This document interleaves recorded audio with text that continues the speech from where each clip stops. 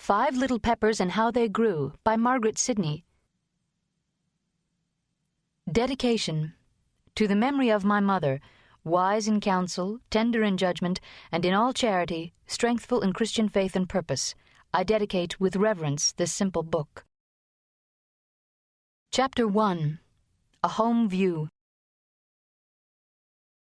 The little old kitchen had quieted down from the bustle and confusion of midday, and now, with its afternoon manners on, presented a holiday aspect that, as the principal room in the brown house, it was eminently proper it should have.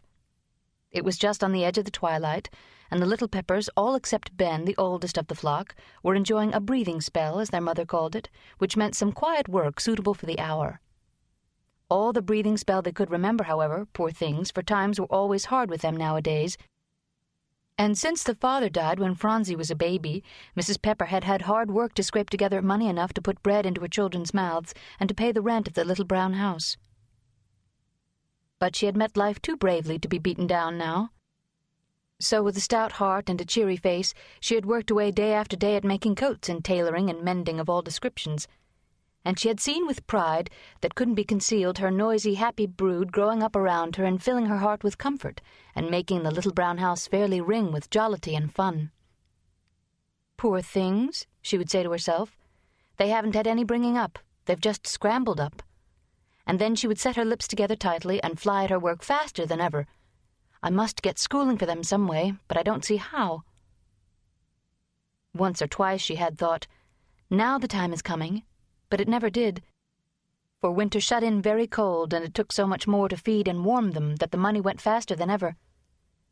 And then, when the way seemed clear again, the store changed hands, so that for a long time she failed to get her usual supply of sacks and coats to make, and that made sad havoc in the quarters and $50 laid up as her nest egg.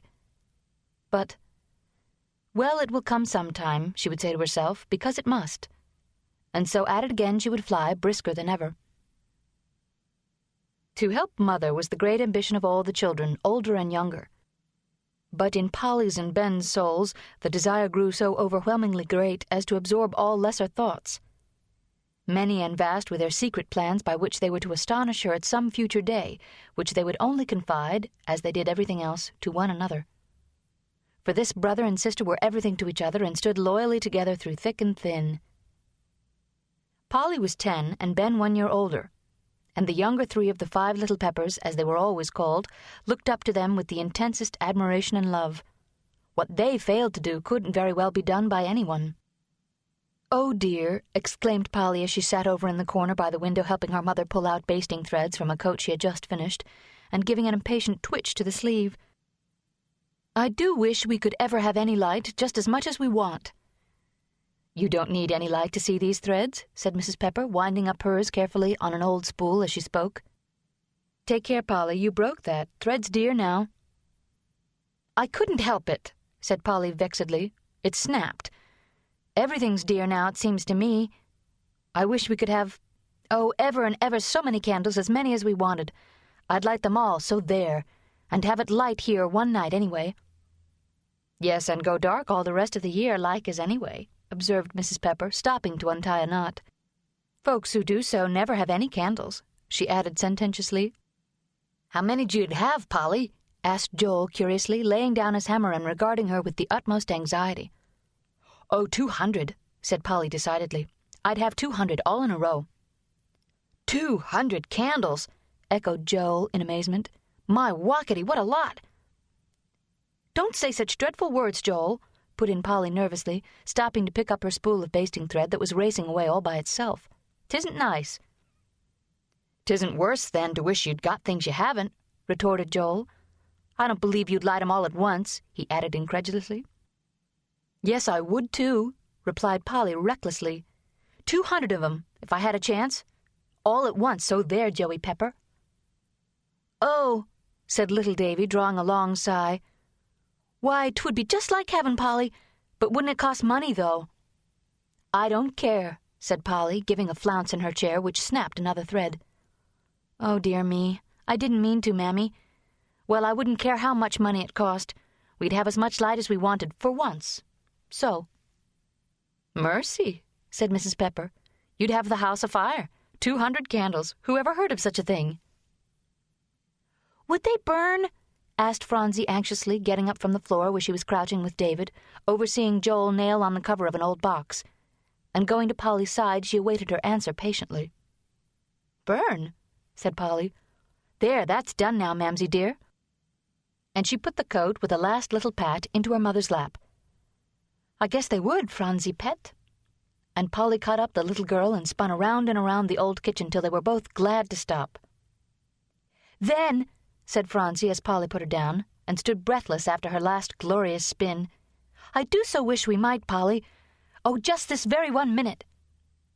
And Phronsie clasped her fat little hands in rapture at the thought. "Well," said Polly, giving a look up at the old clock in the corner. "Dearie me! It's 5:30 and most time for Ben to come home."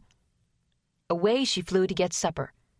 So for the next few moments nothing was heard but the pulling out of the old table into the middle of the floor, the laying of the cloth, and all the other bustle attendant upon the being ready for Ben. Polly went skipping around, cutting the bread, and bringing dishes, only stopping long enough to fling some scraps of reassuring nonsense to the two boys, who were thoroughly dismayed at being obliged to remove their traps into a corner. Phronsie still stood just where Polly left her. 200 candles. Oh, what could it mean? She gazed up to the old beams overhead, and around the dingy walls, and to the old black stove, with the fire nearly out, and then over everything the kitchen contained, trying to think how it would seem. To have it bright and winsome and warm, to suit Polly. "Oh!" she screamed. "Goodness!" said Polly, taking her head out of the old cupboard in the corner. "How you scared me, Phronsie!" "Would they ever go out?" asked the child gravely, still standing where Polly left her. "What?" asked Polly, stopping with a dish of cold potatoes in her hand. "What, Phronsie?" "Why, the candles," said the child. "The ever and ever so many pretty lights." "Oh, my senses!" cried Polly with a little laugh. "Haven't you forgotten that?" "Yes. No, that is, Phronsie, if we could have 'em at all, we wouldn't ever let 'em go out." "Not once?" asked Phronsie, coming up to Polly with a little skip and nearly upsetting her, potatoes and all. "Not once, Polly? Truly?" "No, not forever and ever," said Polly. "Take care, Phronsie. There goes a potato. No, we'd keep 'em always." "No, you don't want to," said Mrs. Pepper, coming out of the bedroom in time to catch the last words. "They won't be good tomorrow. Better have them tonight, Polly."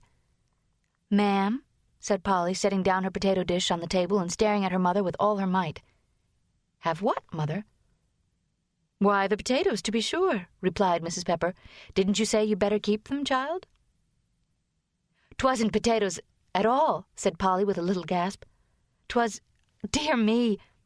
Here's Ben." For the door opened, and Phronsie, with a scream of delight, bounded into Ben's arms.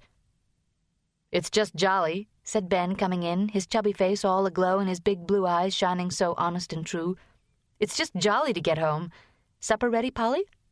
"Yes," said Polly. "That is, all but—" And she dashed off for Phronsie's eating apron. "Sometime," said Phronsie, with her mouth half full, when the meal was nearly over, "we are going to be awful rich. We are, Ben, truly." "No," said Ben, affecting the most hearty astonishment. "You don't say so, chick." "Yes," said Phronsie, shaking her yellow head very wisely at him and diving down into a cup of very weak milk and water to see if Polly had put any sugar in by mistake, a proceeding always expectantly observed. "Yes, we are really, Bensie, very dreadful rich." "I wish we could be rich now, then," said Ben, taking another generous slice of the brown bread. "In time for Mamsie's birthday." And he cast a sorrowful glance at Polly. "I know," said Polly. "Oh, dear, if we only could celebrate it." "I don't want any other celebration," said Mrs. Pepper, beaming on them so that a little flash of sunshine seemed to hop right down on the table, than to look round on you all. "I'm rich now, and that's a fact." "Mamsie don't mind her 5 bothers," cried Polly, jumping up and running to hug her mother, thereby producing a like desire in all the others, who immediately left their seats and followed her example. "Mother's rich enough," ejaculated Mrs. Pepper, her bright black eyes glistening with delight as the noisy troop filed back to their bread and potatoes. "If we can only keep together, dears, and grow up good so that the little brown house won't be ashamed of us."